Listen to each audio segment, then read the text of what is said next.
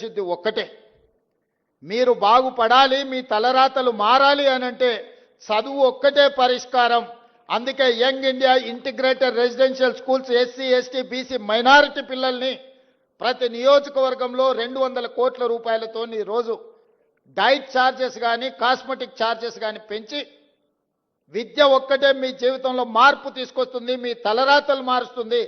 ఇబ్రహీంపట్నం దగ్గర ఉండే మధు యాస్కి గారు ఈరోజు అమెరికాకి వెళ్ళి ఒక గొప్ప న్యాయ కోవిదుడు కాగలిగిండంటే చదువుకోవడం వల్ల కాగలిగిండు.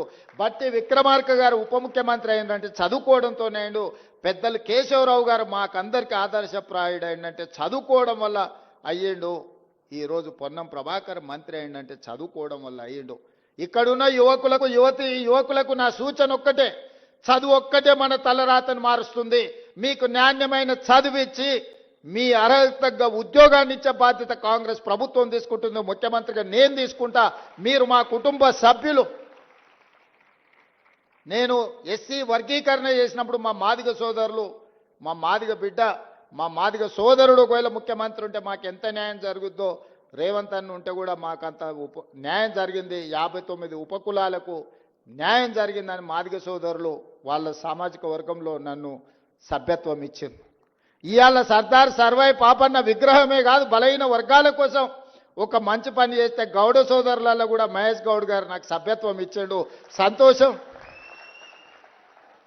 మా పండుగ సాయన్న గురించి చర్చించినప్పుడు, ప్రస్తావించినప్పుడు మా వాకిటి శ్రీహరిని ముదిరాజ్ సోదరుల నుంచి మంత్రిని చేసినప్పుడు నాకు మా ముదిరాజ్ సోదరులు కూడా అందులో సభ్యత్వం ఇచ్చిండ్రు.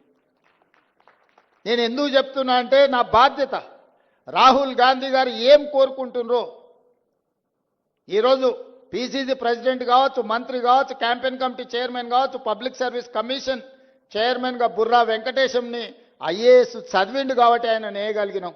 మా సోదరిమణి శారదన్ మహిళా కమిషన్ చైర్పర్సన్ వేయగలిగినాం అంటే చదువుకున్నది కాబట్టి వేయగలిగినాం. ఇవాళ ఒక Venkatesh Goud public service commission chairman అయినా, ఒక పొన్నం ప్రభాకర్ గౌడ్ మంత్రి అయినా, ఒక మహేష్ గౌడ్ పిసిసి ప్రెసిడెంట్ అయినా, మధు యాస్కి గౌడ్ గారు క్యాంపెయిన్ కమిటీ చైర్మన్ అయినా, యువకుడు శ్రీకాంత్ ఈరోజు కమిషన్ చైర్మన్ సభాధ్యక్షత వహించిందంటే చదువు ఒక్కటే కారణం. మీ అందరికీ నా సూచన ఒక్కటే, ఇవన్నీ కూడా మీరు నిలబడాలి, నిలదొక్కోవాలి. మీ తలరాతలు మారాలి. మీరు డాక్టర్లు, లాయర్లు, ఇంజనీర్లు కావాలి. ఐఏఎస్లు, ఐపీఎస్లు, ఐఎఫ్ఎస్లు అయి రాజ్యాధికారంలో భాగస్వాములు కావాలి. ఈ రాజ్యాన్ని పాలించాలి. బడుగు బలహీన వర్గాలకు రాజ్యాధికారం వచ్చినప్పుడు ఈ సమాజం బాగుపడుతుంది. ఈ తెలంగాణ రాష్ట్రం 10 ఏళ్లలో $1 ట్రిలియన్ ఎకానమీ కావాలన్నా 2047కు $3 ట్రిలియన్ ఎకానమీ కావాలంటే మీరందరూ చదువుకోవాలి. డాక్టర్లు, లాయర్లు, ఇంజనీర్లే కాదు, ఐటీ ప్రొఫెషనల్స్ కావాలి.